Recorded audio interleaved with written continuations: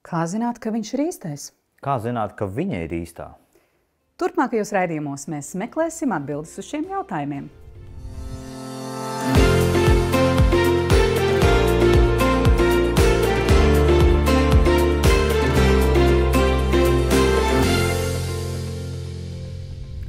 Man ir prieks jūs atkal sveicināt raidījumā Laiks ģimenei.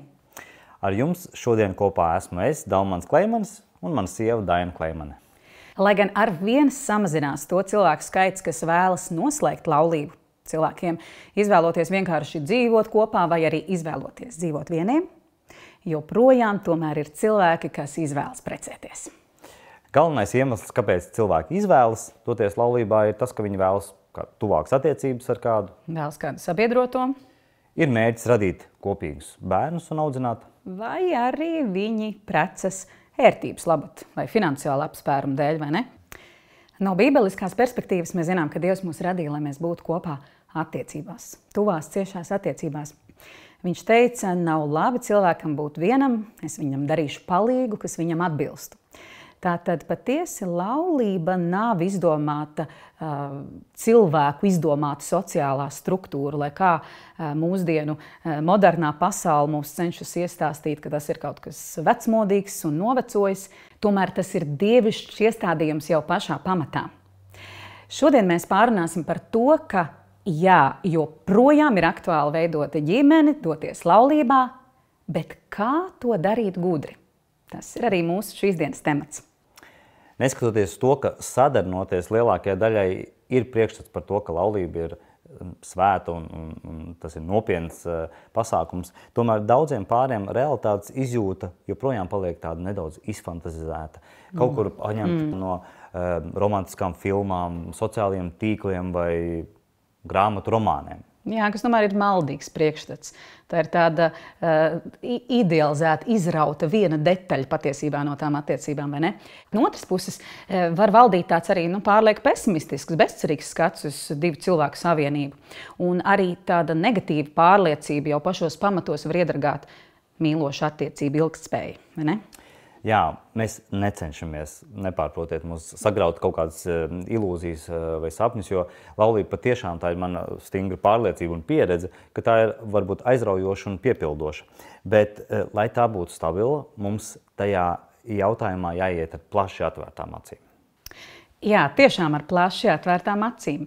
Bet parasti jau tajā laikā ir rozā brīles uzliktas.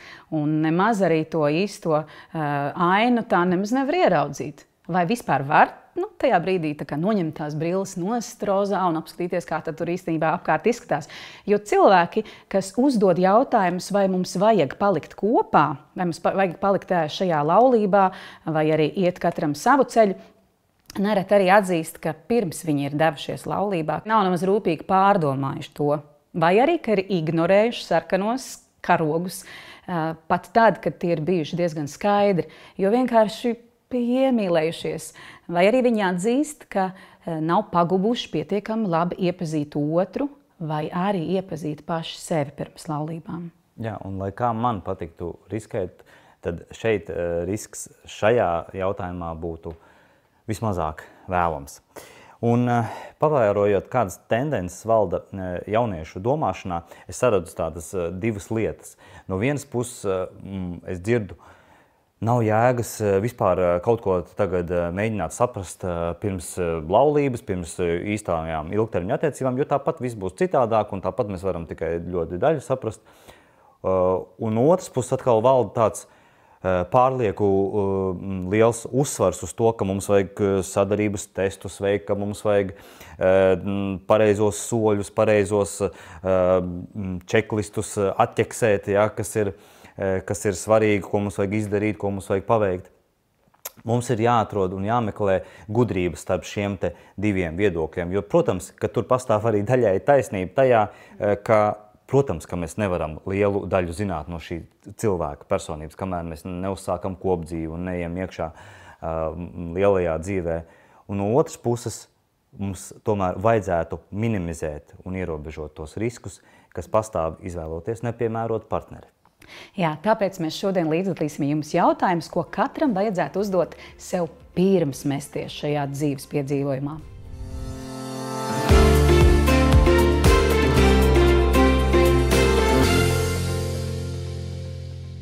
Pirmais jautājums, uz kuru mēs aicinām meklēt risinājumu, ir, vai mums vajag iziet pirmslaulību kursu vai pirmslaulību konsultācijas? Ja mums nav bijusi iespēja apmeklēt šādus pirmslaulību kursus vai iziet kaut kādas pirmslaulību konsultācijas, tad to varētu salīdzināt kā braukšanu ar mašīnu. Es vēlos ļoti braukt, bet man nav vadītāja apliecība. Vai tas būtu prātīgi, pat ja tas būtu likumīgi, vienkārši ņemt un braukt bez kursiem, bez noteikumu apmācības. Kad mēs pērkam mašīnu, mēs taču nevērtējam tikai pēc tā cerams. Super izskatās, ļoti laba krāsa, ņemam ciet. Mēs cerams izvērtējam vēl daudz citu lietu, nobraukumu, servisa vēsturi, ērtības, kādas tur ir papildus iekļautas, ja? Apkopes laikus un citas lietas, lai zinātu, ka es taču neiegrābjos. Lai vismaz mazinātu šādu iespēju. Un gala beigās, vai mans izvēlētais mašīnas modelis atbilst manam dzīvesveidam, vai ne? Un tas ir līdzīgi īstenībā ar cilvēku. Vai mēs esam pietiekami iepazinuši šo cilvēku? Jā, es atceros, kā man kāds kolēģis stāstīja par to, kā viņš ļoti gribēja kabrioletu. Un tad pienāca laiks dzīvē, kad viņš tiešām to īstenoja. Viņš tajā laikā dzīvoja Anglijā. Un viņš nopirka kabrioletu un bija ļoti priecīgs. Viņš par to bija sapņojis pusdzīvi, kopš pusauģu gadiem. Un tad viņš man stāstīja par to, ka viņš 2 mēnešus nobrauca ar kabrioletu un saprata, ka tas nav priekš viņa. Tas atvērtais jumts, kas paver visu vaļā un visi cilvēki skatās uz viņu no malas, tas viņam bija par daudz. Viņš tagad, kad lēni braucot, viņš saprata, šāda uzmanība man nedara. Man gribas slēpties, man gribas tā. Un otrs ir, ka ļoti liels troksnis nāk no šosejas, tad, kad brauc ar vaļēju jumtu, par ko mēs nepadomājam. Liekas, forši, filmā es redzu, jā, tur kabros, tas vējš makti plīvo, vai ne? Un viss būs ļoti labi. Viņš saprata, šeit man nedara, viņš viņu pārdeva pēc 2 mēnešiem. Jā, bet ar laulību jau tā nevarēs, vai ne? Pusdzīve gribēt tieši tāda, izskata cilvēku vai tā, tad pamēģināt un tad attapties, vai ne? Tad, protams, kaut kā būs jāiemācās ar to kabrioletu sadzīvot. Nebūtu smuki.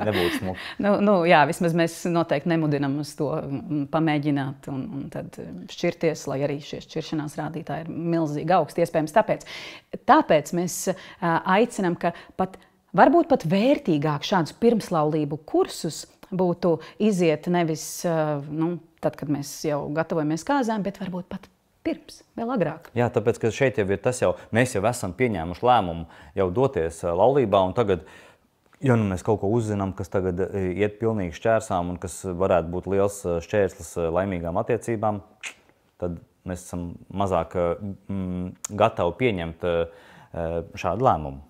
Jā, varbūt kādam tas liekas pārspīlēt, un mēs tagad runājam par to tādu no augsta plauktiņiem, jā, un kā tagad vajadzētu pareizi, bet mēs šeit ieskicējam virzienu. Mēs ieskicējam, varbūt kādam tas dara vairāk, kādam varbūt mazāk, bet šis ir tas, uz ko mēs aicinām, lai maksimizētu veiksmīgu rezultātu mūsu partneru izvēlē. Bet, ja mēs gudri vēlamies savu laiku un enerģiju veltīt un to darot, saprotam, ka šīs nebūs attiecības, kuras ilgtermiņā darbosies, tad kāpēc, lai tas būtu pārspīlēti? Un otrs ir, kad esot šajā sākuma periodā, ir tas hormonu kokteils, ja, par ko mēs esam runājuši jau iepriekš, un šīs rozā brilles, un tas ir tas, kas mums traucē racionālai gudrai spriedspējai. Jo vairāk es esmu laulībā un jo vairāk man ir iespēja vērot attālināti citu laulības, jo vairāk es saprotu, cik ārkārtīgi būtisks ir šis lēmums. Patiesībā tas ietekmē visu dzīvi, visu, kā es dzīvošu, ko es dzīvē varēšu darīt un kas man iesecen.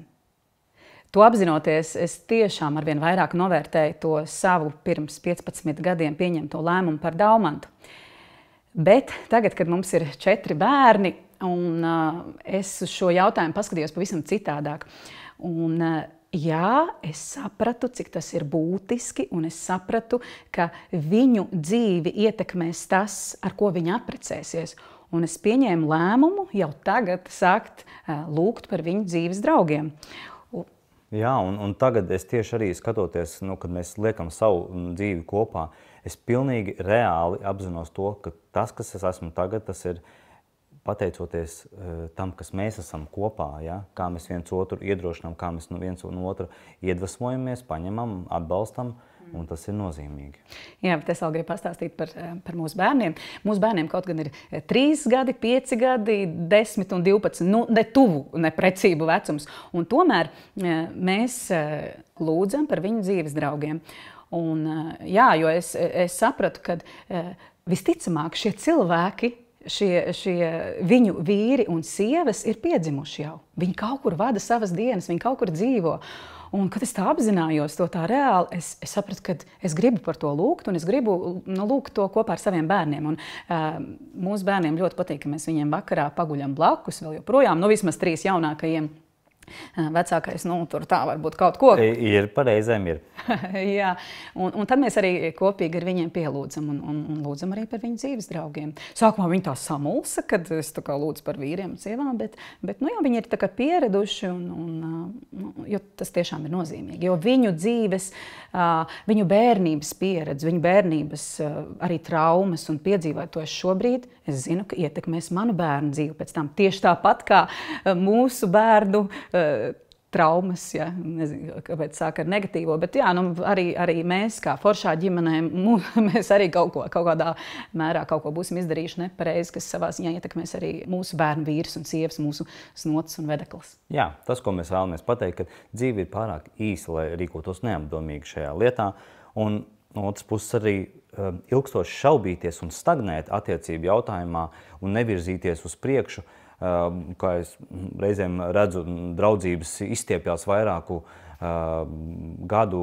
garumā, līdz nekam nenonākot. Nu, tas arī ir jautājums, vai tas ir tas labākais un patīkamākais veids, kā to darīt. Tāpēc noteikti ir vērts ieguldīt laiku un iespējams arī pat naudu, lai apmeklētu šos laulību kursus vai pirmslaulību konsultācijas. Pastāstīšu par iespējām Latvijā. Tātad viena no lietām ir apmeklēt pirmslaulību kursus. Un šādus pirmslaulību kursus organizē vairākas draudzes, un te es pat gribētu iedrošināt, ja jūsu draudzē šādi pirmslaulību kursi netiek organizēti, tad nebaidieties arī apmeklēt varbūt kādā citā draudzē, jo pamatā saturs ir gandrīz vienāds. Bet visticamāk arī mēs gan nākamajā gadā šādus pirmslaulību kursus organizēsim. Tātad tas ir viens. Paskatīties par iespējām, kur notiek un noteikti tādos pievienoties. Otrā lieta ir pirmslaulību konsultanti. Atrast kādu, pie kura aizietu. Un ja jūs jau esat kā pāris, tad es ieteiktu arī meklēt pretī pāri, kuri varētu tā atbalstoši, pieņemoši un arī pats galvenais nevērtējoši palīdzēt jums abiem pārunāt dažādus jautājumus, kas ir svarīgi, un var palīdzēt jums pašiem pieņemt lēmumus savā starpā. Otrs jautājums, ko mums vajadzētu sev uzdot, ir, vai es sev patīku? Jā, vai es sev patīku? Un reizēm tas ir tāpēc svarīgi, ka mēs esam neapmierināti ar sevi, nejūtamies īpaši laimīgi, piepildīti, un tad mēs meklējam to otru, lai justos labāk par sevi. Jā, un latviešiem ir tāds teiciens, ka mēs meklējam otru pusīti, kas nozīmē, ka viens tāds nepilnīgs, nevesels meklē otru neveselu. Un tad ir tā ilūzija, ka tādi 2 neveseli sanāks kopā un izveidosies kaut kas vesels. Tas ir tāds ļoti naivs skatījums patiesībā, jo, lai kā man patiktos kaut kur šīs 2 salūzušās sirsniņas, kuras sanākot kopā, man labāk patīk skatīties uz to, kā uz tādām 2 pilnīgām bildēm, kuras saliekot kopā rodas tāda cita perspektīva, cits plašums, ko var ieraudzīt. Bet arī atsevišķi skatoties, tās bildes ir superskaistas. Ja man ir tukšums un sajūta, ka es neesmu īsti laimīgs, neesmu īsti piepildīts, tad vispirms jāpadomā, vai nav nepieciešams darbs man pašam ar sevi. Paskaidrošu. Protams, kad kopīgās attiecībās un vispār attiecībās mēs rodam dzīves piepildījumu un tādu dzīves garšu, par to nav šaubu. Bet ja es pats jūtos tā, ka man īsti nav mērķi, man īsti nav tāda veselīga pašpietiekamība par to, ka es pats ar sevi un savām lietām jūtos piepildīts pats par sevi bez cita, tad ir jautājums, vai tas otrs ilgstoši kaut ko atrisinās tajā lietā. Jā, vai arī es pastāvīgi jūtos nomākts, nelaimīgs, nepilnvērtīgs un lieku tad tās visas cerības uz to princi baltā zirgā, kurš tagad mani piepildīs, darīs laimīgu un izmainīs manu dzīvi. Cilvēks nekad šādu smagumu nevar izturēt. Jā, un ja ir kādas spēcīgas traumas, kuras ir piedzīvotas bērnībā, kāda vardarbība, vienalga kādā tās izpausmē emocionāla, fiziska, seksuāla, vai ir piedzīvota, teiksim, vecāku šķiršanās vai vecāku nāve, kuru man nav bijusi iespēja atbilstoši pārdzīvot, pārstrādāt, un varbūt, ka es esmu uzaugusi vai uzaudzis mājās, kur vecāki nav bijuši emocionāli atbalstoši, viņi varbūt pat nav bijuši īsti klātesoši, vai mājas ir bijušas tāda ļoti haotiska vieta, ļoti satraukumiem, stresa pilna vieta. Tad, jā, un ja nav bijis neviens, kas ir man palīdzējis tam tikt cauri un kaut kā to saprast, ja nav neviens bijis līdzās, kuram es esmu to varējis izstāstīt, pārdzīvot, tad skaidrs, ka tādas lietas atstāja pēdas pēc tam nākotnē, kuru soļi pēc tam būs jūtami arī veidojot savu ģimeni.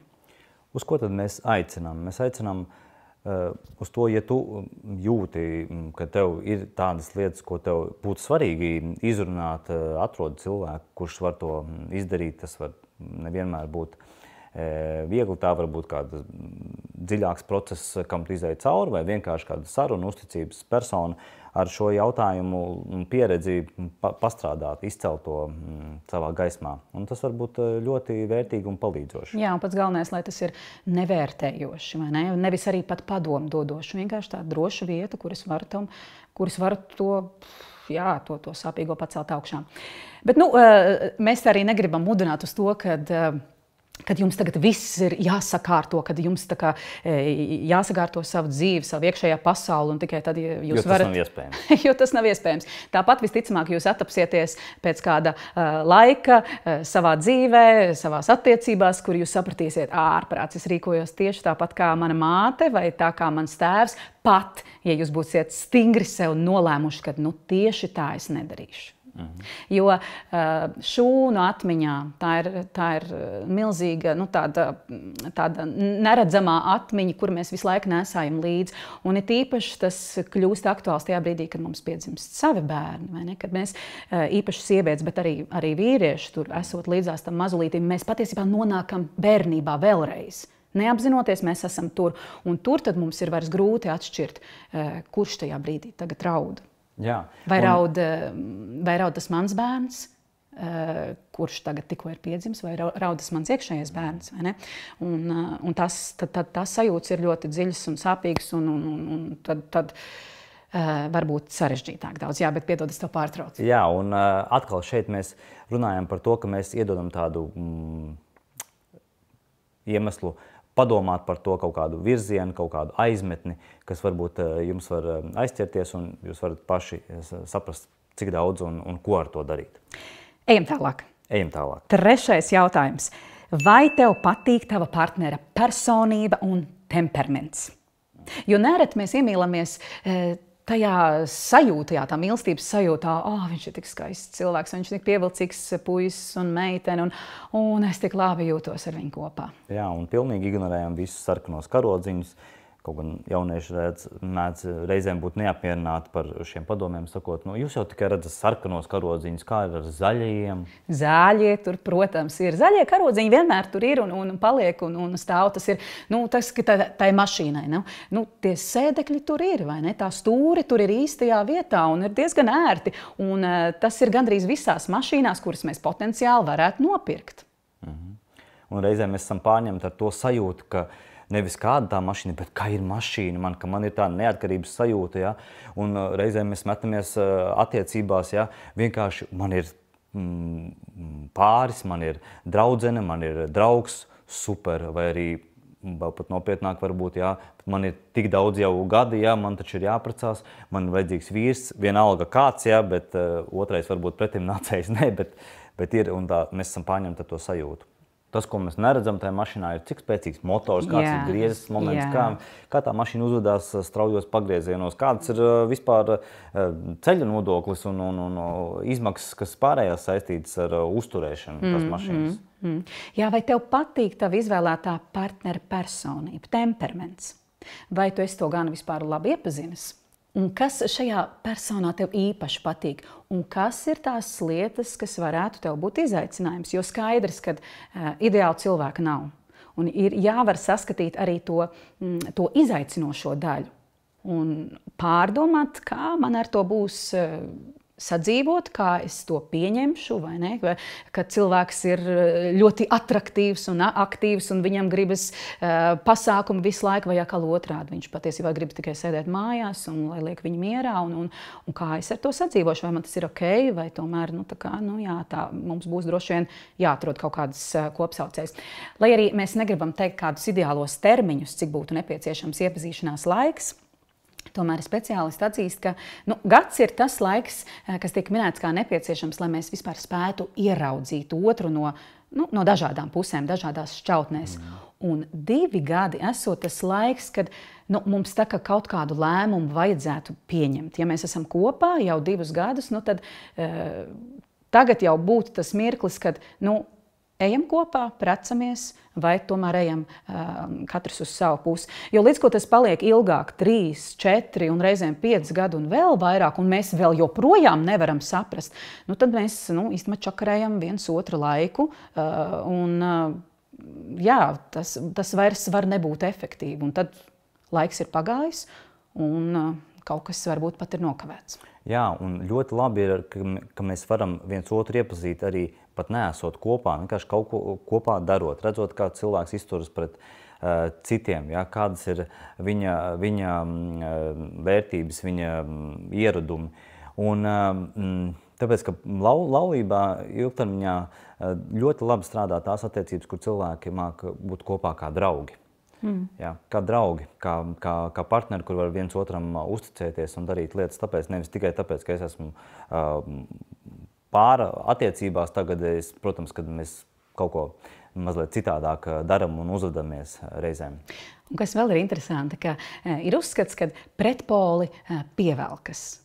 Jā, pretpoli pievelkas pirms laulībām.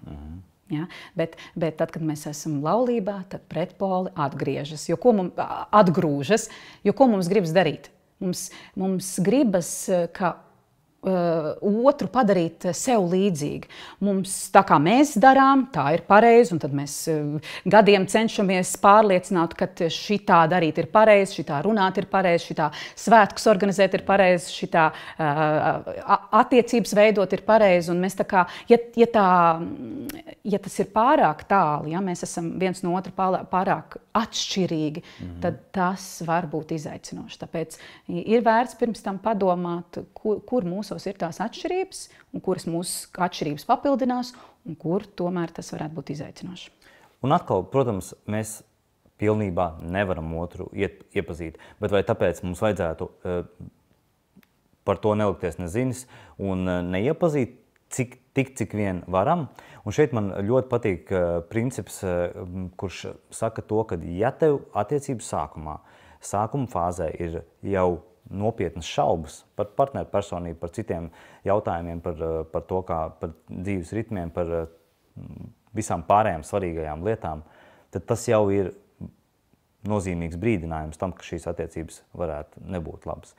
Ja tajā īsajā laikā, kur mēs jau tāpat jau viens otru pat daļai iepazīstam un tur jau ir šaubas, tad nav labi. Jā, šis bija raidījums Laiks ģimenei, kurā mēs aplūkojām jautājumus, kurus uzdot sev pirms uzsākt attiecības vai pirms sadarināšanās. Un šajā raidījumā mēs aplūkojām pirmos 3 jautājumus, bet nākamajā raidījumā mēs turpināsim šo tematu ar pārējiem 4 jautājumiem. Kā arī nākamajā raidījumā jūs redzēsiet kādu sižetu, kur mēs uzdodam jautājumu cilvēkiem, kuri jau vairākus gadus ir attiecībās, un šis jautājums ir, ko viņi būtu gribējuši sev pateikt pirms gadiem, kad sāka veidot attiecības, kad iestūrēja laulības ostā ar šī brīža acīm, ar šī brīža viedumu, ar šī brīža dzīves pieredzi. Būs ļoti interesanti. Sako mums Instagram, Facebook un YouTube kontos, lai nepalaistu garām vērtīgus iedrošinājumus attiecību stiprināšanai ģimenē. Uz tikšanos nākamajā raidījumā!